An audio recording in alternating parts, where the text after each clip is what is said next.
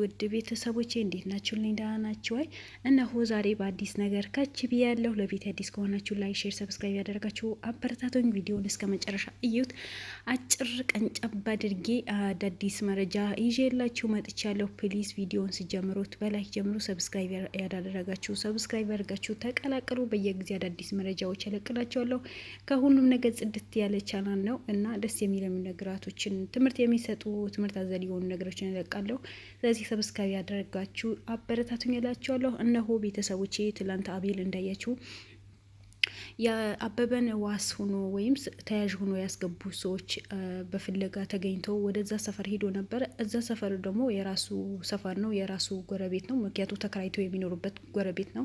እነሱ ናቸው መጀመሪያ እንደሱ ቤት ብዙ አመት ሰርተዋል። በጣም ጥሩ ዘበኛ ነው፣ አሪፍ ይጠብቃል። አቤልም የተከራየው ቤት መጀመሪያ ሌላ ሰው ሲኖሩበት ብዙ አመት ጠብቀዋል። ስለዚህ ከኛ ዋስን ሆነዋለን። እኛ ቤት የሰራ ነበር፣ ጥሩ ዘበኛ ነው። አንተ ቤት ቢጠብቅ ይሻላል ሌላ አዲስ ሰው ከምታመጣ ብለውት እዛ ቤት እንዲሰራ ተቀጥሮ እንዲሰራ ነው የተደረገው ነበረው። ያ ሁሉ ደግሞ ጨዋታና ቅንብር ወይስ አቤል ለማጥመድ ነበረ። እነዛ የአበበን ዋስ የሆኑ ሰዎች እነማን ናቸው? ከየት ነው የመጡት? የት ሰፈር ናቸው ሲባል እዛው አንተ ጎረቤት ናቸው፣ እዛ አንተ ሰፈር ናቸው ተብሎ ቀጥታ ሂዶ ነበር።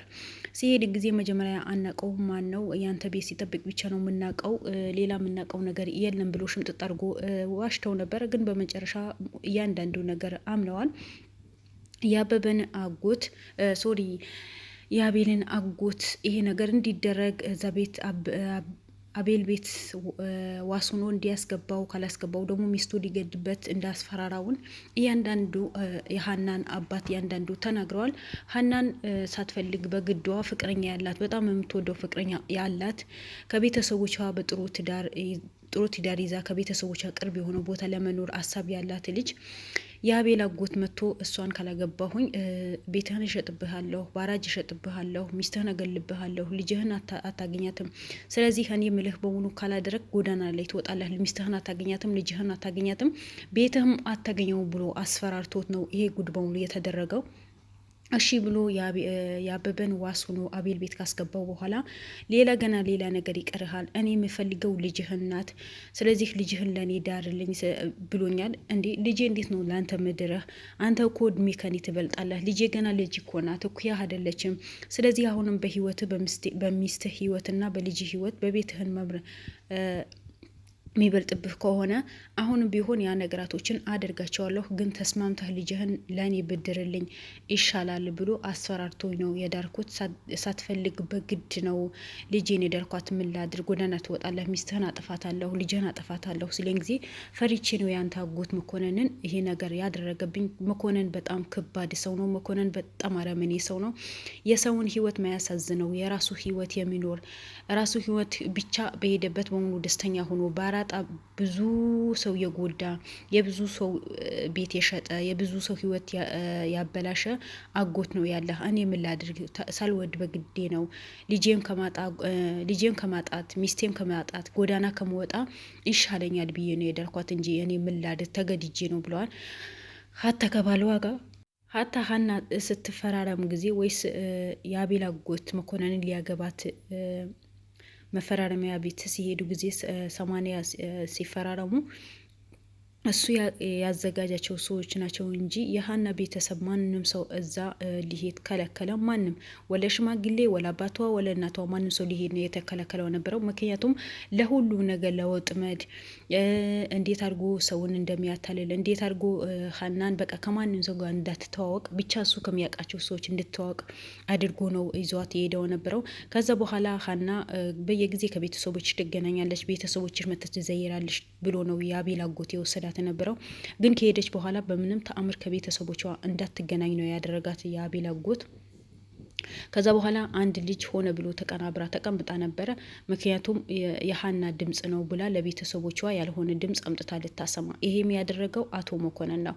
አንድ ቀን መስተንግዶ ስሰራ ጊዜ ለምን እንደው መስተንግዶ ምሰሪ የሆነ ጥሩ ስራ አለ፣ ጥሩ ስራ የምትሰጥ ሴት አለች፣ ከሷ ጋር ላስተዋውቅሽና እሱ ስራ ስሪ፣ ይሄ ስራ አዋጭነት አይደለም፣ በጣም ጎጂ ስራ ነው ብሎኝ እሺ ያልኩትና ስራው ምንድነው ሰው በስልክ ብቻ ቢሰራ ስራ ነው ብሎኝ ከዛ በኋላ እሺ ብዬው ያ ስራ የሰራሁኝ ሀና ናት ብለሽ ቤተሰቦቿ ሂደሽ በስልክ አገናኛቸው።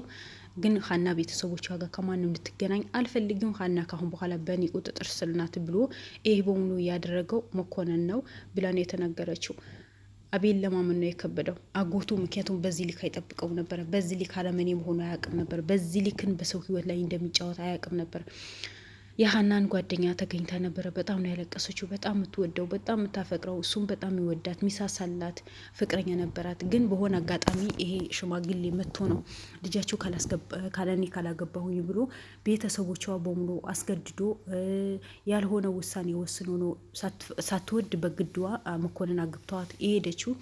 ሀታ ፍቅረኛዋ ሀናን የኔ ፍቅረኛ ናት ማንም አይነካብኝም ብሎ ሲከራከር ጊዜ አቶ መኮንንና የሀና አባት እንደሌለ አስደብድቦ በዱርዬ አስደብድቦ ጫካ ላይ እንደጣሉት ነው የተናገረችው። ግን አሁን ይህን በመናገሬ መኮንን እጅ ረዘም ነው፣ ብዙ ሰው የጎዳ ነው። ስለዚህ ሊጎዳኝ፣ ልጆቼን፣ ባለቤቴን፣ ቤተሰቦቼ ሊጎዳብኝ ይችላል ስትል አቤል ምንም ነገር በዚህ ጉዳይ ላይ ያሳስብሽ፣ አጎቴ ያውቀዋለሁ፣ አው የሆነ ነገር ሊያደርግሽ ይችላል፣ ግን እኔ የሚጠብቅ ሰው አደርጋለሁ ብሎ ነው አቤል ቃልን የገባላት።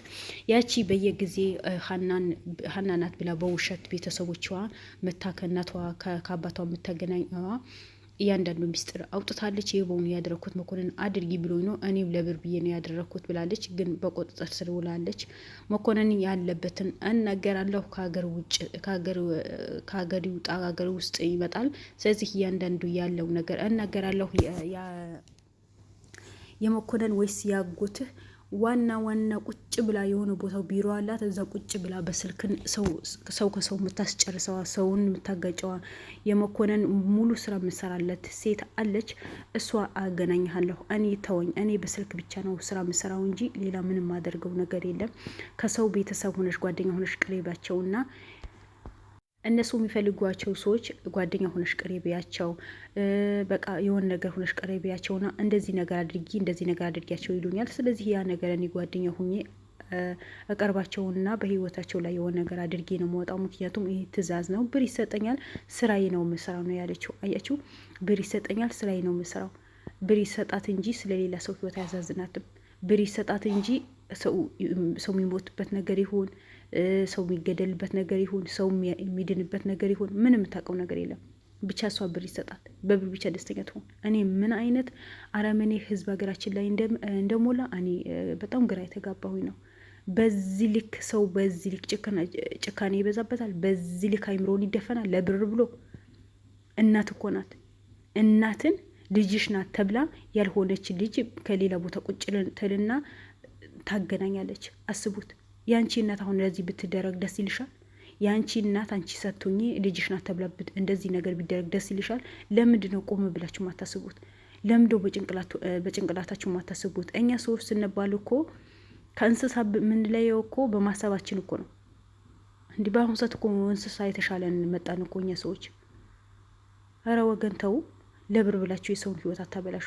ለብር ብላችሁ የእናትን ልብ አትስበሩ። እንዴት ናት እስካሁን ድረስ 3 ዓመት በሙሉ ልጅሽ ናት ብለሽ ብታገናኛ ተነበረው? በምን ታምር፣ በምን ሁኔታ፣ እንዴት አስችሎሽ?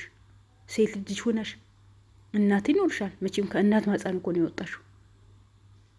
በጣም ከባድ እኮ ነው። የአቤል አጎት እኔ ምን አይነት ሰው እንደሆነ እኔ አላውቅም። መስፍን አይቻለሁ፣ ግን የአቤል አጎትን እኔ ምን አይነት አረመኔ ሰው እንደሆነ እኔ ማለት በቃ በጣም ነው የከበደኝ። ለነገሩ በገዛ እህቱ የጨከነ በሌላ ሰው አይጨክንም ማለት ከባድ እኮ ነው። በጣም ከባድ ነው። በጣም ከምላችሁ በላይ በጣም ከባድ ነው። ስሙ መኮንን ሳይሆን አረመኔ ብሎ ስሙ ማውጣት ነበረበት። ስሙ መኮንን ይበዛበታል፣ በጣም ይበዛበታል። አለ ፍላጎቱ ዋጋ ብቻ መፈጸም፣ አለ እድሜ ዋጋ ብቻ መፈጸም። እሱ አያቱ አያት፣ እሷ ገና ልጅ ናት ተባለ። አስቡት። አባቷ ግን ሊያጣ ስላልፈለገ ነው፣ በግድ ተገዶ ነው ይሄ ነገር ያደረገው። አሁን ጸጸት ውስጥ ነው ያለው። እሺ አባቷ የሆነ ነገር ቢሆንስ? ኧረ የአቤል አጎት ብዛት የአቤል አጎት ክፋት በዛ። በጣም ነው የበዛው። በጣም ደግሞ በሄደበት በሙሉ የእሱ ሰዎች ናቸው። በገባችበት በሙሉ የእሱ ሰዎች ናቸው። ብር እንደፈለገ ይከፍላቸዋል። እነሱም እንደፈለገ ሰውን ለማጥፋት ሆነ ብሎ ተዘጋጅቶ ነው የሚነሱት። ለምን በዚህ ልክ እንደሆነ አላውቅም። እንኳንም አቤል ለምን ካጎቱ ጋር ለምን አይገናኝም? በዚህ ልክ ለምን ርቀዋል? ለምን እል ነበር። ለካ በደንብ ስለሚያውቀው ባህሪው መጥፎ ስለሆነ የሰው ባህሪ ስለሌለው የሰው ጸባይ ስለሌለው አስተሳሰቡ በሙሉ የወረደ ስለሆነ ነው። በጣም ከባድ ነው። በጣም ይገርማል። በዚህ ልክን ጭካኔ፣ በዚህ ልክን በሰው ህይወት ላይ መጫወት በጣም ነው የሚከብደው። እኔ በምን አይነት ሁኔታ እንደሚያስቡት ብቻ አላውቅም። አሁን አቤል በጣም መጠንቀቅ አለብህ። አቤል ራስህ መጠበቅ አለብህ። እነዚህ ሰዎች ሆነ ብሎ ለምን በምንም ነገር ሊያገኙ ስላልቻሉ ሊያጠቁህ ይሞክራሉ። ስለዚህ አቤል እባክህ በየትክበት በሆኑ መጠንቀቅ አለብህ። ሉል ላይ የደረሰው አንተ ላይ መድረስ የለበትም። ሁለታችሁ መጎዳት እኛ አንፈልግም። እናንተ የእኛ ራያዎች ናቸው። እናንተ የብዙ ሰው ራያ ልትሆኑ ጀግና ልጆች ናቸው። ብዙ ነገር የሚቀራችሁ ጀግኖች ናቸው። ብዙ ነገር ለመስራት የምትሞክሩ ልጆች ናቸው። ብዙ ነገር ለመስራት አላማ ያላችሁ ልጆች ናቸው። ስለዚህ እባካችሁ ተጠንቅቃችሁ ስራችሁ ብትሰሩ ነው የሚሻለው። ምክንያቱም እነዚህ ሰዎች እናንተ ለማጥፋት ሆነ ብሎ ስለተነሱ ምንም እናንተ ከመጉዳት ወደ ኋላ አይሉ። ምንም ያገዳቸው ነገር የለም። ምክንያቱም እነሱ ብርና ብር ብቻ ነው። ለምን ጉዳችን ወጣ፣ ለምን ጉዳችን አደባባይ ወጣ፣ ለምን ሚዲያ ወጣ፣ ለምን ዓለም ህዝብ አወቀን ብለው እናንተ ለማጥፋት ይሞክራሉ። ምክንያቱም ተደብቆ ነዋ ሰው የሚያጠቁ ተነበረው። ተደብቆ ነዋ ስራቸው የሚሰሩ ተነበረው። ተደብቀው ነዋ እንደፈለጉት የሚጨፍሩ ተነበረው። ያ ነገር አሁን ቀረ። ያ ነገር ሲቀር እናንተ ለማጥፋት ምንም ወደ ኋላ የሚሉበት ነገር የለም። ስለዚህ እባክህ አቤል በተቻለ አቅም ከፈጣሪ በታች ራስን መጠበቅ አለብን። ራስ በራሳችሁ ተጠባበቁ። የሚጠብቀው ፈጣሪ ነው አውቃለሁ። ይሄ ማጎት ደግሞ በቅርብ ተይዞ የእጁ የሚያገኝበት ጊዜ ቅርብ እንደሚሆን አትጠራጠር።